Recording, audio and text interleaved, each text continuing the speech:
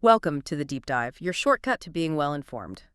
Today, we're taking a plunge into a sector that's, well, proving incredibly resilient and really ripe with opportunity: healthcare real estate. Our mission for this deep dive, it's to unpack the huge surge in investor interest in medical properties and senior living facilities, too.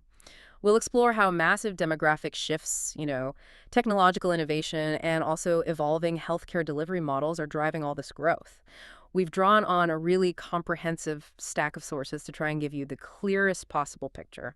Exactly.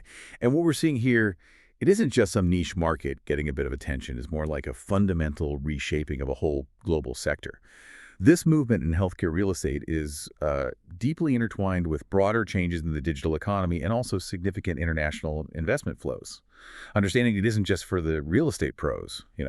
It's actually key for anyone looking at the future of infrastructure and finance. Okay, you mentioned it's not just a passing trend. So what makes this boom in healthcare real estate fundamentally different from, say, a housing bubble? What kind of resilience are we really talking about here? That's a great question, and it really gets to the core of why this is such a, well, compelling asset class. We've gathered insights from experts like Dr. Pooyan Ghamari. He's a Swiss economist. His work really highlights that investors are increasingly drawn to properties tied to essential long-term societal needs, specifically medical centers and senior living facilities. Right. These assets are inherently defensive Yeah. amid economic uncertainty because healthcare, well, it's a constant need, isn't it? Not really a discretionary spend. hmm And they also offer scalable growth, driven directly by global aging populations and the ongoing digitization of healthcare services. Okay, so if I'm understanding this correctly, the resilience comes from healthcare being non-discretionary. People always need it. But how do these massive demographic shifts, how do they actually translate into, well, bricks and mortar? What specific economic drivers, market drivers are really at play? Well, you've got aging populations worldwide directly pushing demand for senior housing and specialized care centers. It's a fundamental global demographic shift. It's happening everywhere. Right. Then on the other side of the coin, you have advancements in things like telemedicine and outpatient services.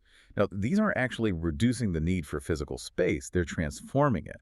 They're driving demand for smaller, maybe more flexible medical office spaces that can adapt to these new ways of delivering care. Hmm.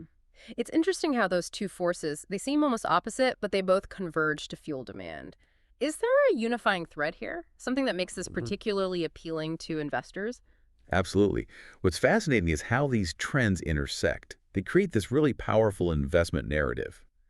Because these are essential services, you often find very stable cash flows, often supported by government-backed contracts as well, Oh, okay. which significantly reduces the typical market volatilities you might see in, say, other real estate sectors like retail or office.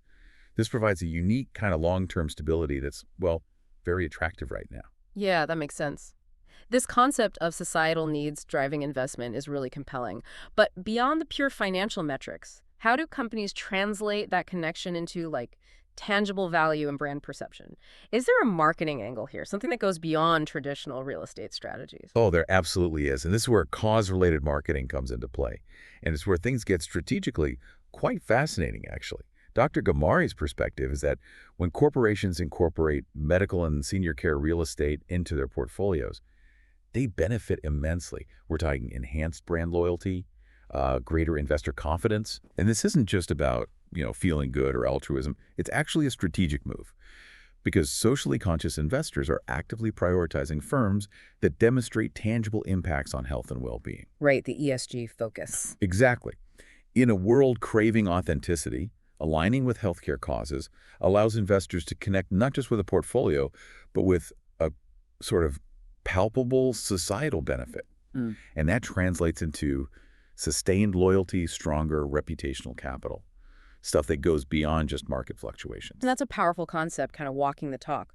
But how do companies genuinely integrate this into their branding so it doesn't feel like just another marketing slogan? Are there specific tangible tools or approaches that help companies really demonstrate their social impact? Yes, and the tools are evolving really rapidly. Hmm. Take digital platforms designed specifically for this purpose.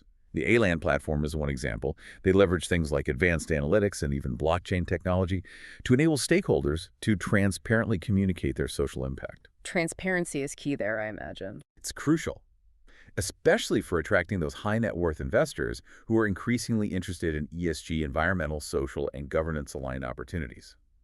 Plus, some of these platforms, like Aland, also offer expertise in things like international immigration policies, which can actually facilitate cross-border investments into healthcare infrastructure, further expanding market reach and diversification. Okay, so we've discussed the power of digital platforms for transparency and reach.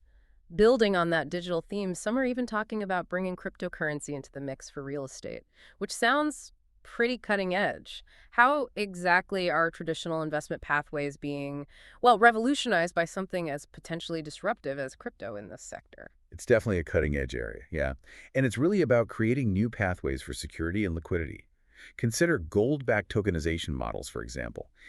Gold is a notable player here. They operate on a blockchain-based model, offering secure, liquid, and again, transparent means for investors to participate in gold-backed tokens. So tokenizing gold, how does that connect to real estate? Well, what's strategic is how these tokens can be paired directly with real estate assets. It acts as a hedge against inflation and currency risks. It's a kind of hybrid investment approach, tapping into both traditional security like gold and cutting-edge financial technology. This innovative blend, it's really a central theme in the evolving landscape of financial thought leadership, particularly from people like Dr. Ghamari. So we're talking about fascinating new ways to invest, hybrid approaches, tokenization. But what does this all mean for you listening out there in the real world? What are the tangible results? What's the actual return on investment for these kinds of tech-forward, socially conscious strategies? Well, we're seeing clear real-world examples that validate these insights. Take the expansion of senior living communities, say in Europe and North America. They are actively integrating technologies like IoT, the Internet of Things, and AI to genuinely enhance patient care. Now, this isn't just a luxury add-on. It actually improves things. Yes, it directly drives higher occupancy rates and operational efficiencies. For example, think about smart sensors that can predict maintenance needs before something breaks down. That prevents costly downtime. Or AI-driven personalized care plans that demonstrably reduce hospital readmissions. Ah, okay, direct operational benefits. Exactly, which directly boosts occupancy and efficiency benchmarks. So, investor appetite for this kind of tech-enabled healthcare real estate, it's fueled by clear ROI improvements, often ranging from, say, 6% to 9%, sometimes higher, and that leads to increased asset valuations overall. It truly reflects how societal demand and innovation can integrate to create significant value. That's a really powerful validation of the strategy. Okay, so for corporate investors, and really for anyone looking to understand this space deeply, let's try and distill the core practical takeaways. What are the actionable insights that you can apply? Absolutely. Let's break it down first. Identify demographic drivers. You need to prioritize markets with aging populations and growing healthcare needs. That secures stable, long-term demand. Simple but crucial. Right. Go where the need is growing. Second, leverage cause-related branding. Develop marketing campaigns that clearly highlight your social impact. This doesn't just improve brand loyalty, it specifically attracts that ESG-focused capital we talked about. Tell the story. Third, adopt digital platforms. Utilize tools that offer transparent impact reporting and streamline investor relations globally. Platforms using advanced analytics are key here for credibility. Okay. Use the tech for transparency. Fourth, explore crypto-backed investments. Don't dismiss it. Consider models like gold-backed tokenization to diversify investment vehicles and potentially reduce exposure to traditional currency risks. Diversification and hedging. And finally, number 5, measure impact rigorously. You have to track consumer engagement, brand sentiment shifts, and actual ROI metrics. This is essential to genuinely validate your cause-related marketing efforts. You really need to prove your walk in the talk. It's incredible, really, to consider how something as seemingly traditional as real estate is being reshaped by such dynamic forces, from global demographics all the way to cutting-edge digital finance and crypto. The healthcare real estate sector truly has a surprising depth to it. It really does. And this raises, I think, an important question for all of us, really. How might these evolving investment strategies not just shape real estate portfolios, but how might they fundamentally redefine the very concept of societal value in our economies? That's a powerful thought to sit with, something to mull over.